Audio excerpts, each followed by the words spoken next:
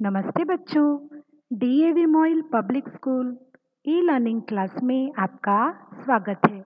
मैं आपकी हिंदी विषय अध्यापिका अंजलि राघुर्ते। प्यारे बच्चों, आज हम हमारी हिंदी पाठ्यपुस्तक भाषा माधुरी का पाठ 14 रोटी पढ़ेंगे। आशा करती हूँ कि आज के पाठ का श्रवण आप एकाग्रता से करेंगे।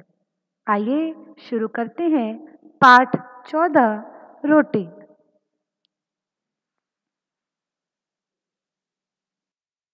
बच्चों, किसकी प्रतिमा है यह? क्या आप इन्हें जानते हैं? बिल्कुल सही, ये हैं स्वामी दयानंद सरस्वती। शाबाश बच्चों। आप जानते हैं ना कि हमारी पाठशाला का नाम डीएवी इन्हीं के नाम पर है। क्या है हमारी पाठशाला का नाम? दयानंद एंग्लो वैदिक। बिल्कुल सही। बच्चों, स्वामी दयानंद सरस्वती एक महान व्यक्ति थे जिन्होंने आर्य समाज की स्थापना की और लोगों को सत्य मार्ग पर चलने के लिए प्रेरित किया। इनके जीवन के कई ऐसे प्रसंग हैं जो प्रेरणादायी हैं। एक ऐसा ही रोचक प्रसंग हम आज के पाठ में पढ़ेंगे। आइए पाठ की शुरुआत करने से पहले स्वामी जी के द्वारा कहे गए अनमोल वचन को देखते हैं, फिर पाठ पढ़ेंगे। स्वामी जी ने कहा है कि दुनिया को अपना सर्वश्रेष्ठ दीजिए और आपके पास सर्वश्रेष्ठ लौट कर आएगा। इसका यह अर्थ हुआ कि दुनिया को आप हमेशा अपना सहकार्य प्रदान करें, अच्छे कार्य दें। इससे होगा यह कि यदि आप किसी का भला करेंगे तो आपका भी अपने आप भला हो जाएगा। समझे बच्चों? आइए अब बढ़ते हैं पाठ की ओर। पाठ 14 रोटी। सबसे पहले ऊपर जो नए शब्द दिए हैं इन्हें हम पढ़ लेते हैं। सरस्वती, चैन, पाखंड, ढोंग, प्रचार, मग्न, शर्म। अब आइए पाठ पढ़ते हैं। आप मेरे उच्चारण पर ध्यान दीजिएगा और बिल्कुल वैसा ही उच्चारण, मात्राओं का उच्चारण होना चाहिए। पढ़ने में कोई गलती नहीं होनी चाहिए। तो आइए मेरे साथ साथ आप भी पढ़िए। स्वामी दयानंद सरस्वती वेदों का प्रचार करते हुए घूम रहे थे। जो मिलता वह खा लेते, जहाँ रात हुई वहाँ सो जाते। बिस्तर मिले या न मिले, स्वामी जी चैन से सोते। लोगों को सच्चा रास्ता दिखाना ही उनका धर्म था। लोग बड़े ध्यान से उनकी बातें सुनते, ढोंग और पाखंड छोड़ने का वायदा करते। बच्चों, यहाँ पर यह बताया गया है कि स्वामी दयानंद सरस्वती वेदों का प्रचार करते थे, चाहे वह गांव हो चाहे वह शहर हो। वेदों में तो यही बताया गया है ना कि हमें अपने मनुष्य धर्म का पालन करना चाहिए। साथ ही बच्चों के लिए तो शिष्टाचार का पालन करने के लिए कहा गया है, अपना आचरण अच्छा रखने के लिए कहा गया है। जो भी बातें मनुष्य के हित में हैं, समाज के हित में हैं, उन बातों का वर्णन वेदों में किया गया है। अब स्वामी जी का जीवन तो देखो, जो भी मिलता वही खा लेते, रूखा सूखा जैसा भी हो, और जहाँ रात होती वहीं सो जाते, वहीं रुक जाते, चाहे वो गांव हो या कोई शहर की जगह हो। बिस्तर मिले या ना मिले, वे जहाँ भी सोते चैन से सोते। और उनका एक ही धर्म था जिसे वे मानते थे और पूरा करते थे, और वह धर्म था लोगों को सच्चा रास्ता दिखाना, है ना। और लोग भी बड़े ध्यान से उनकी बातों को सुनते थे और स्वामी जी से वायदा करते कि वे कभी भी ढोंग और पाखंड इनको अपने जीवन में कोई भी स्थान नहीं देंगे। होता है ना, ढोंगी होते हैं कई लोग, पाखंडी होते हैं, लोगों को धोखा देते हैं, तो लोग उनसे वायदा करते कि ढोंग और पाखंड वे अपने जीवन से निकाल देंगे, छोड़ देंगे।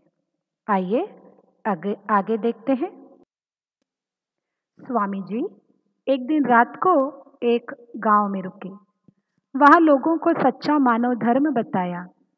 स्वामी जी की बात खत्म हुई तो एक गरीब उनके लिए रोटी लाया। यहाँ पर स्वामी जी एक दिन गांव में रुके रात के समय। वहाँ लोगों को सच्चा मानव धर्म बताया। अब मानव धर्म क्या है? क्या मानव धर्म हिंदू, मुस्लिम, सिख, ईसाई है? बिल्कुल नहीं। मानव धर्म है मानव की मदद करता है। हर मनुष्य को अपने जैसा ही समझे, उसे कम न समझे, उसे तुच्छ न समझे, वह हर मानव की इज्जत करे। अब स्वामी जी की बात खत्म हुई तो एक गरीब उनके लिए रोटी लाया। वह प्यार से रोटी खाने लगे। कौन लाया स्वामी जी के लिए रोटी? एक गरीब। ध्यान से सुनना इस प्रसंग को। अब स्वामी जी ने उस रोटी को लिया और बड़े ही उसका सम्मान रखते हुए वे उस रोटी को खाने लगे। रोटी लाने वाला गरीब पंखे से हवा करने लगा। इतने में एक आदमी चिल्लाया, स्वामी जी यह रोटी छोड़ दो, यह नाई की रोटी है। देखा, जब स्वामी जी गरीब की रोटी खाने लगे तब इतने में उन्हें एक आदमी ने देखा और वह जोर से चिल्लाया कि स्वामी जी ये रोटी खाना बंद करो। क्यों? क्योंकि यह रोटी तो एक नाई की रोटी है। नाई जानते हैं ना आप, जो हजामत करता है। तब वो आदमी बोला कि ये रोटी मत खाओ, ये नाई की रोटी है, मैं आपके लिए और रोटी लाया हूँ। वह आदमी स्वामी जी के पास आ गया। आइए देखते हैं आगे क्या है। स्वामी जी ने उस रोटी को लिया और धीमे से मुस्कुराए, रोटी को अल्टा पलटा, फिर बोले, इस पर तो कहीं नाई नहीं लिखा, यह तो गेहूं की रोटी है। समझा बच्चों? कितने बुद्धिमान।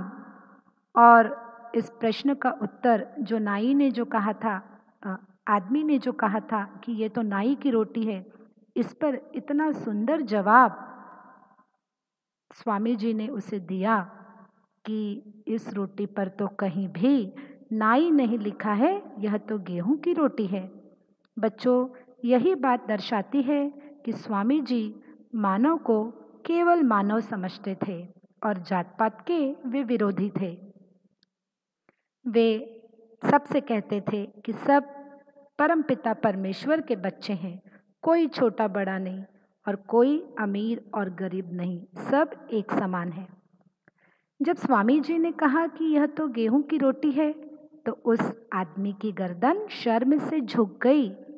स्वामी जी ने तब उसे समझाया कि इस जात पात के कारण ही तो हम गुलाम हैं। गुलाम समझते हैं ना? जब हम किसी के पराधीन हो जाते हैं, सेवक बन जाते हैं, गुलाम हो जाते हैं, तो वो गुलामी हमसे हर प्रकार के कार्य करवाती है।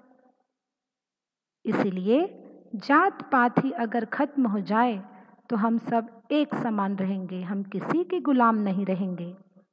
हम सब भारत माँ के बच्चे हैं और माँ के लिए सब बच्चे एक समान हैं।